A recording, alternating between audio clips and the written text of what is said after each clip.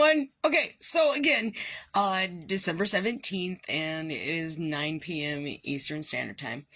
And I am just finishing up packing the bathing fizzies that I made for my dear friend Yelena. Because she's precious and I love her. And she helps keep me sane. This whole living alone thing is, well, it's new to Mama. Papa is in Seattle, and he's doing what he needs to do, there. And so this is, going to be interesting. Holidays, this will be the first time in 14 years that we have not spent the holidays together. So that's weird. But the cool thing is that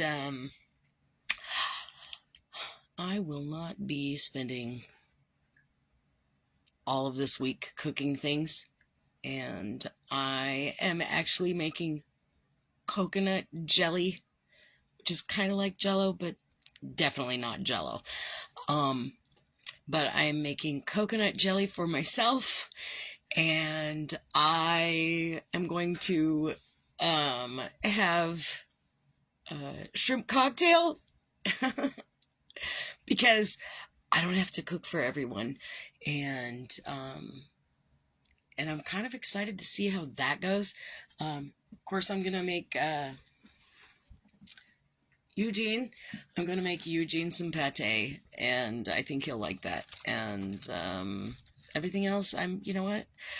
I'm going to rest, and I'm going to dig into my Bible, and I've got some tea formulations that I've been working on, so I'm excited about those things, and learning how to take time for myself, which is a new thing. In fact, it's a very new thing, and realizing that when there isn't a whole house full of people to focus on, that I have no idea what to do. It becomes chaos, and my heart gets really heavy, and my brain gets just all those mommy what ifs, all of those granny what ifs, all of those wifey what ifs, those things bouncing around in my head, and realizing that this is the first time in my life where my focus has to be on me. And my kids are all adults. Most of them have children of their own. The ones that don't are working really hard to build the life that they want, and to use their skills to grow themselves, and they're becoming, wonderfully productive human beings in this world. And so learning how to care for myself, because I've always been busy caring for everyone else. And so this is new for me. This is a blessing, because it's going to grow me as a human being. Hopefully it will grow me as a wife and mother and grandmother, and allow me to focus on the things that I really, really like. I don't have to put my ideas on hold. Not that that was bad, because being a mother was amazing. I mean, like, being a hands-on mom to little kids, to babies, to teenagers, to all of the in-between. I loved that. It was a place where it was my niche. Being a wife, I'm all about that. Let me make your lunch. Let me ask you how your day was. Let me cook for you. Let me laugh with you. Let me hold your hand. Those things, they're great. And I'm not a wife. I'm not a mother. I'm just in a transition now. And that transition is terrifying. Not gonna lie. This is a season where, and I don't mean the holiday season, I mean a season in life, the things that come for a season and then they pass.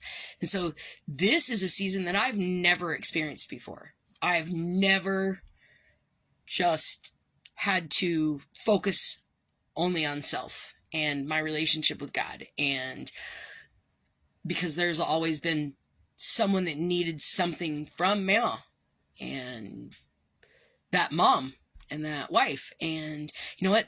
All of those people still need things from me. My prayers, my cheering for them, my phone calls that say, I love you. You can do this. I'm so proud of you. And here at home,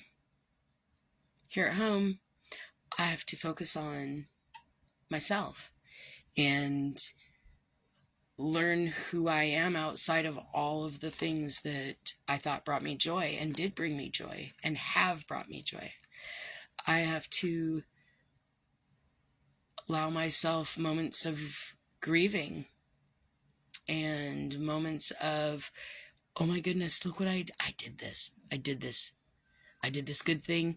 I'm learning a new thing. I'm doing new skills. I'm excited. I had my first major failure on the 14th. I had eggs in the incubator and not one of them hatched. And that was an epic failure. I wept over it. I mean, I really did.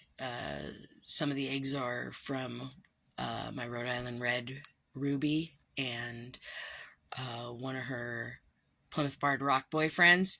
And so I've never hatched any of her eggs before. I have no idea what this combination will look like. And so I was really thrilled because, I put 3 of those in there and with all the rest of them, and no one hatched. And that was hard. There was nobody to talk to about that loss. And as silly as it might seem to some people, that was a huge loss to me. And I wept. And then I talked to Eugene. And Eugene's my cat, by the way. And I talked to Eugene about it.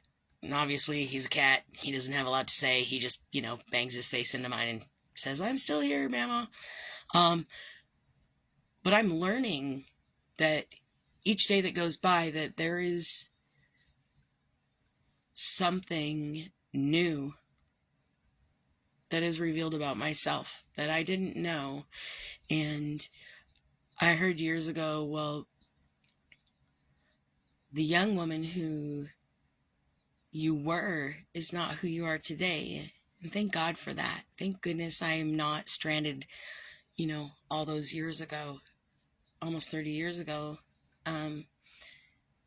because there would be no maturity of growth. There would be no maturity of spirit. There would be nothing about me that had gotten past just being a young wife or a young mother. And I am exponentially greater now than I was then, if that makes sense. And so for all of you that are going through that empty nest syndrome, I'm like, for real, this is my empty nest syndrome. I am now 50 years old. In April, I'll be 51. And I am experiencing what it is like to hands-off parent. It's terrifying.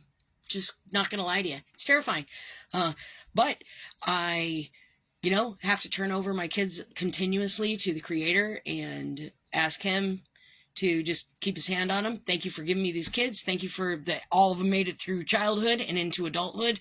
And now if you could just guide them, put the right people in the right places at the right time in their lives, and let it go. And then I get to read books, and I get to focus on my Bible studies, and I get to create beautiful, beautiful things for my friends. And I just want to encourage you tonight, if you are in a transitional period, if you are in that phase, hang on to your faith. Find a new hobby, try new things. Don't get crazy. You don't have to go out and, don't get a tattoo on your face unless that's what you really want. But be blessed and know you're highly favored. And new skills are amazing. And this is fun. It's fun learning who you really are outside of being a mom and a wife and a grandma.